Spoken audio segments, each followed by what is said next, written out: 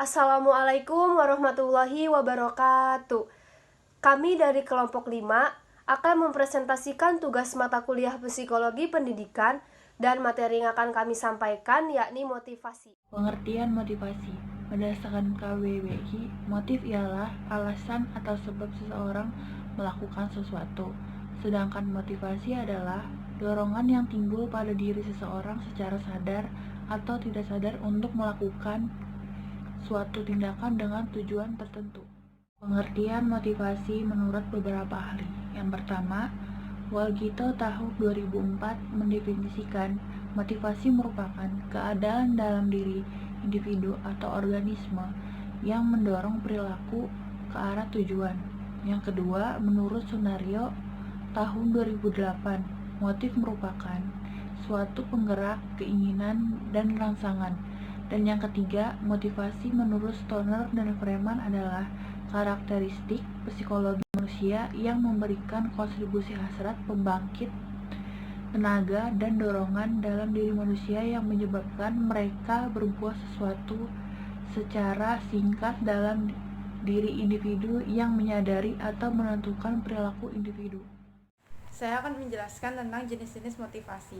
Menurut Elliot et al. Tahun 2000 dan Sue Howard tahun 1999 dalam Hidayatun tahun 2009, motivasi itu terbagi dalam beberapa jenis. Pertama, ada motivasi intrinsik atau yang berasal dari dalam diri individu itu sendiri. Kedua, ada motivasi ekstrinsik atau yang berasal dari luar diri individu itu. Dan yang ketiga, ada motivasi terdesak. Pertama, saya akan menjelaskan tentang motivasi intrinsik. Motivasi intrinsik bermakna sebagai keinginan dari diri sendiri untuk bertindak tanpa adanya rangsangan dari luar. Motivasi intrinsik akan mendorong seseorang untuk mencapai sesuatu, seperti mendorong kepuasan dalam belajar, kebutuhan, harapan, dan minat. Kedua, ada motivasi ekstrinsik. Motivasi ekstrinsik dijabarkan sebagai motivasi yang datang dari luar individu yang tidak dapat dikendalikan oleh individu tersebut. Motivasi ekstrinsik dapat diberikan dengan cara memberikan nilai, hadiah, atau penghargaan yang digunakan untuk merangsang motivasi seseorang untuk keluar dari rasa ketidakpuasan dan lebih menguntungkan, termasuk di dalamnya ada hubungan antar manusia seperti dorongan keluarga dan lingkungan. Yang ketiga, ada motivasi terdesak. Menurut Widayatun tahun 2008, yaitu motivasi yang muncul dalam kondisi terjepit dan munculnya serentak serta menghentak dan cepat sekali. Selanjutnya yaitu ada klasifikasi motivasi. Klasifikasi motivasi dibagi menjadi 3. Yang pertama ada motivasi kuat, yang kedua ada motivasi sedang, dan yang ketiga ada motivasi lemah. Yang pertama ada motivasi kuat. Motivasi dikatakan kuat apabila dalam diri seorang di kegiatan sehari-hari memiliki harapan yang positif, mempunyai harapan yang tinggi, dan memiliki keyakinan bahwa akan menyelesaikan persoalan yang dihadapi. Kedua yaitu motivasi sedang. Motivasi sedang dikatakan apabila dalam diri manusia memiliki keinginan yang positif, mempunyai harapan yang tinggi, namun memiliki keyakinan yang rendah bahwa dirinya dapat bersosialisasi dan mampu menyelesaikan persoalan yang dihadapi. Yang ketiga yaitu motivasi lemah. Motivasi dikatakan lemah apabila dalam diri manusia memiliki harapan dan keyakinan yang rendah bahwa dirinya dapat berprestasi. Selanjutnya yaitu ada unsur dari motivasi. Unsur motivasi dibagi menjadi 3. Yang pertama yaitu kebutuhan, yang kedua tingkah laku, dan yang ketiga adalah tujuan. Yang pertama yaitu ada kebutuhan. Motif pada dasarnya bukan hanya dorongan fisik, tetapi juga orientasi kognitif elementer yang diarahkan pada pemuasan kebutuhan. Yang kedua yaitu tingkah laku. Sebenarnya, semua perilaku merupakan serentetan kegiatan. Sebagai manusia, kita selalu melakukan sesuatu seperti berjalan, berbicara, makan, tidur, bekerja, dan lain sebagainya. Dan semua itu pada dasarnya ditujukan untuk mencapai suatu tujuan. Yang ketiga yaitu tujuan. Tujuan berfungsi untuk memotivasi tingkah laku, sebab selain ditentukan oleh motif dasar, tingkah laku juga ditentukan oleh keadaan dari tujuan. Jika tujuannya menarik, maka individu akan lebih aktif dalam bertingkah laku.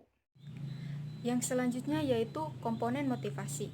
Menurut Sobur, tahun 2009, komponen motivasi ada 3, yaitu keinginan, keyakinan, dan harapan. Yang pertama, keinginan. Keinginan juga dapat didefinisikan bahwa setiap hasil mempunyai nilai atau daya tarik bagi orang tertentu. Yang kedua, keyakinan. Berarti, setiap individu percaya bahwa individu berperilaku dengan cara tertentu dan akan memperoleh hal yang tertentu. Yang ketiga, harapan. Berarti, setiap hasil berkaitan dengan suatu persepsi mengenai seberapa sulit untuk mencapai hasil tertentu. Selanjutnya yaitu teori-teori motivasi. Yang pertama, teori hedonisme. Menurut pandangan hedonisme, kata hedon berasal dari bahasa Yunani yang berarti kesukaan, kekuatan, atau kenikmatan. Implikasi dari teori ini adalah adanya anggapan bahwa orang akan cenderung menghindari hal-hal yang sulit atau menyusahkan dan lebih suka melakukan sesuatu yang mendatangkan kesenangan baginya. Yang kedua, teori naluri, bahwa pada dasarnya manusia memiliki 3 dorongan nafsu pokok, yang dalam hal ini disebut juga yang pertama, dorongan nafsu mempertahankan diri, yang kedua, dorongan nafsu mengembangkan diri, dan yang terakhir, dorongan nafsu mengembangkan atau mempertahankan jenis. Yang ketiga, teori reaksi yang dipelajari. Teori ini beranggapan bahwa tindakan atau perilaku manusia tidak berdasarkan naluri, tetapi berdasarkan pola tingkah laku yang dipelajari dari kebudayaan di tempat orang itu hidup. Jadi maksud teori ini adalah apabila seorang pemimpin atau pendidik akan memotivasi anak buah atau anak didiknya, hendaknya ia mengetahui latar belakang kehidupan atau kebudayaan orang-orang yang dipimpinnya. Yang keempat yaitu teori pendorong. Teori ini merupakan panduan antar teori naluri dengan teori reaksi yang dipelajarinya. Oleh karena itu, menurut teori ini, bila seseorang memimpin atau mendidik ingin memotivasi anak buahnya, ia harus berdasarkan atas daya pendorong, yaitu atas naluri dan juga reaksi yang dipelajari dari kebudayaan yang dimilikinya. Yang kelima yaitu teori kebutuhan. Teori ini berfokus pada yang dibutuhkan orang untuk hidup berkecukupan. Menurut teori ini, bahwa manusia mempunyai motivasi kalau dia belum mencapai tingkat kepuasan tertentu dengan kehidupannya. Yang keenam yaitu teori McGregor. Berdasarkan penelitian McGregor, menyimpulkan teori motivasi itu dalam teori X dan Y. Pada teori X, berdasarkan pada pandangan klasik, pada umumnya manusia bersifat egois dan kurang acuh terhadap organisasi, sehingga perlu diperhatikan ketat dan harus dipaksa untuk mencapai tujuan-tujuan organisasi. Sedangkan teori Y yang bertumpu pada pandangan modern, pada umumnya manusia selalu mengembangkan dirinya untuk mencapai tujuan dan sasaran, menurut Nota Ajmojo 2007. Yang ketujuh yaitu teori keadilan. Teori ini didasarkan pada asumsi bahwa faktor utama dalam memotivasi pekerjaan adalah evaluasi individu atau keadilan dari penghargaan yang diterima. Maksud dari teori ini adalah seseorang akan termotivasi jika hal yang didapatkan seimbang dengan usaha yang dikerjakan. Yang kedelapan, teori penguatan. Teori ini yang dikaitkan dengan ahli psikologi B.F. Skinner dengan teman-temannya menunjukkan bagaimana konsekuensi tingkah laku di masa lampau akan mempengaruhi tindakan di masa depan dalam proses belajar siklis. Nur Salam, tahun 2008. Saya akan menjelaskan faktor yang mempengaruhi motivasi. Menurut Handoko tahun 1998 dan Widayatun 1999, faktor yang mempengaruhi motivasi dibagi dua. Yang pertama ada faktor internal dan faktor eksternal. Faktor internal meliputi yang pertama yaitu kondisi fisik. Kondisi fisik adalah segala sesuatu yang berhubungan dengan kondisi fisik. Contohnya seperti kesehatan. Misalnya ada seorang anak yang mempunyai keterbatasan atau cacat, jadi dia tuh merasa bahwa dia tuh kurang percaya diri, bahwa dia tuh tidak bisa melakukan sesuatu yang biasa dilakukan oleh orang yang normal. Jadi dia tuh berpikir bahwa dirinya itu tidak mampu dan membuatnya dia tidak termotivasi. Yang kedua, itu faktor proses mental. Motivasi merupakan suatu proses yang tidak terjadi begitu saja, tapi ada kebutuhan yang mendasari munculnya motivasi tersebut. Contohnya, seorang anak yang mempunyai mental yang baik atau positif, maka ia akan termotivasi. Misalnya, dia akan berpikir optimis. Sebaliknya, jika anak mempunyai mental yang tidak baik atau negatif, maka ia akan berpikir pesimis. Seperti itu. Yang ketiga itu faktor herediter, bahwa manusia diciptakan dengan berbagai macam tipe kepribadian yang secara herediter dibawa sejak lahir. Ada yang mudah termotivasi atau sebaliknya. Contohnya, ada seorang anak yang menggambar bagus sehingga guru tersebut memberikan hadiah kepadanya. Kemudian, semua teman-teman yang lain melihat kejadian tersebut sehingga ada beberapa anak yang berpikir atau termotivasi untuk membuat gambar yang lebih bagus agar mendapatkan hadiah dari gurunya. Ada beberapa juga anak yang tidak termotivasi atau tidak melakukannya sehingga dia menggambar sesuai kemampuannya. Yang keempat, yaitu ada keinginan dalam diri sendiri. Yang kelima, kematangan usia. Selanjutnya ada faktor eksternal. Faktor eksternal adalah faktor motivasi yang berasal dari luar diri seseorang yang merupakan pengaruh dari orang lain atau lingkungan. Faktor eksternal ini meliputi yang pertama ada faktor lingkungan, yang kedua dukungan sosial, yang ketiga ada fasilitas atau sarana dan prasarana, yang keempat media. Ciri-ciri motivasi yang ada pada anak. Menurut Brown, ada 8 ciri motivasi. Yang pertama, tertarik kepada guru. Yang kedua, tertarik kepada mata pelajaran yang diajarkan. Yang ketiga, memiliki antusias yang tinggi serta mengendalikan pikirannya terutama kepada guru. Yang keempat, ingin selalu bergabung dalam kelompok belajar. Yang kelima, ingin identitasnya diakui oleh orang lain. Yang keenam, tindakan, kebiasaan, dan moralnya selalu dalam kontrol diri. Yang ketujuh, selalu mengingat pelajaran dan mempelajarinya kembali. Dan yang terakhir, selalu terkontrol oleh lingkungannya. Nah, jadi ketika anak sudah memiliki motivasi, hal tersebut akan terlihat dari perilaku anak tersebut, yang dimana ia akan bersemangat ketika belajar dan selalu mengingat pelajarannya, bahkan mengulanginya kembali. Maka dari itu, kita sebagai calon guru nantinya sudah sebaiknya dan sudah semestinya kita memiliki kepribadian, memiliki sikap maupun tingkah laku yang baik agar anak dapat tertarik kepada kita. Sebab menurut Brown, ciri motivasi yang ada pada anak salah satunya yaitu tertarik kepada guru. Menurut Sardiman, ada 7 ciri motivasi. Yang pertama, tekun dalam menghadapi tugas atau dapat bekerja secara terus-menerus dalam waktu lama. Yang kedua, ulet menghadapi kesulitan, tidak mudah putus asa, tidak cepat merasa puas atas apa yang diperoleh. Yang ketiga, menunjukkan mental besar terhadap macam-macam masalah belajar. Yang keempat, lebih suka bekerja sendiri, tidak bergantung kepada orang lain. Yang kelima, tidak cepat bosan dengan tugas-tugas rutin. Yang keenam, dapat mempertahankan pendapatnya. Dan yang terakhir, ketujuh, tidak mudah melepaskan apa yang diyakini, senang mencari dan menyelesaikan masalah. Nah, terkadang ada anak yang ketika menghadapi kesulitan saat mengerjakan tugas sekolah misalnya, ia merasa putus asa. Lain halnya dengan anak yang sudah memiliki motivasi. Ia tidak mudah putus asa, bahkan ia ulet menghadapi kesulitan tersebut. Penyampaian selanjutnya yaitu pengukuran motivasi.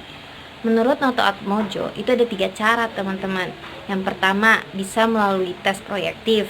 Yang kedua, kuesioner atau cara lain yaitu dengan observasi perilaku.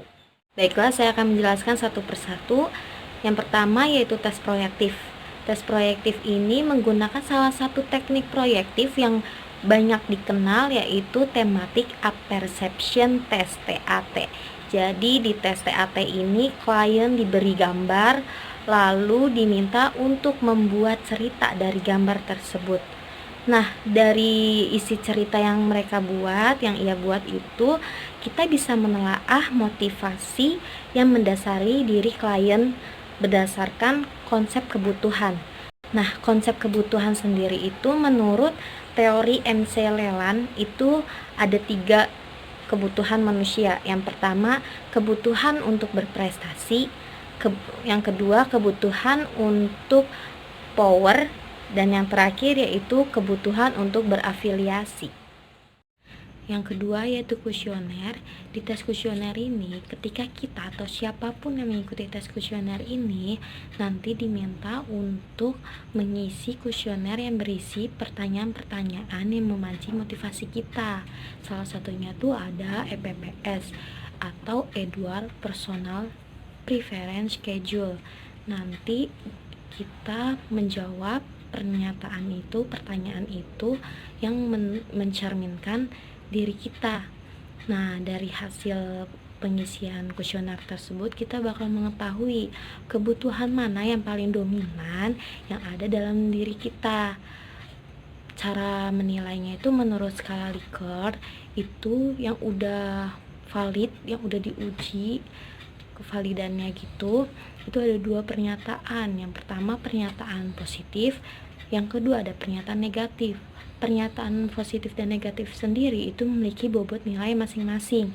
Jika di pernyataan positif, jika kita menjawab sangat setuju akan mendapat skor 4, setuju 3, tidak setuju 2, sangat tidak setuju itu 1. Jika di pernyataan negatif, ketika kita menjawab sangat setuju itu memiliki bobot nilai 1, setuju 2, tidak setuju 3, sangat tidak setuju 4. Hasil dari pengisian kuesioner yang memiliki bobot nilai itu, kita bakal mengetahui kriteria motivasi apa yang ada dalam diri kita, yaitu akan dijelaskan oleh teman saya.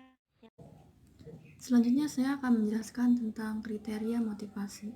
Kriteria motivasi dikategorikan menjadi 3 macam, yaitu yang pertama, motivasi kuat dengan nilai 67-100%. Yang kedua, motivasi sedang dengan nilai 34-66%. Yang ketiga, motivasi lemah dengan nilai 0-33%. Yang ketiga yaitu observasi perilaku. Di observasi perilaku ini, dengan cara kita membuat situasi sehingga orang tersebut dapat memunculkan perilaku yang mencerminkan motivasinya. Contohnya itu kayak mengobservasi motivasi anak dalam belajar di kelas. Kita dapat mengobservasi bagaimana ia merespon guru, bagaimana ia dalam belajar di kelasnya, dalam kelompok belajarnya, seperti itu. Ada 3 cara untuk meningkatkan motivasi. Yang pertama, dengan motivasi dengan kekerasan, yaitu dilakukan dengan cara memberikan ancaman, hukuman, atau kekerasan dasar yang dimotivasi dapat melakukan apa yang harus dilakukan. Yang kedua, motivasi dengan bujukan, yaitu dilakukan dengan cara memberikan hadiah agar melakukan sesuatu harapan yang memberikan motivasi.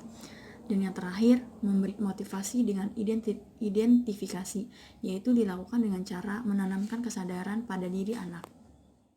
Sekian presentasi dari kelompok kami. Selanjutnya dilanjutkan dengan sesi tanya jawab. Yang ingin bertanya bisa tulis di kolom komentar. Terima kasih. Wassalamualaikum warahmatullahi wabarakatuh.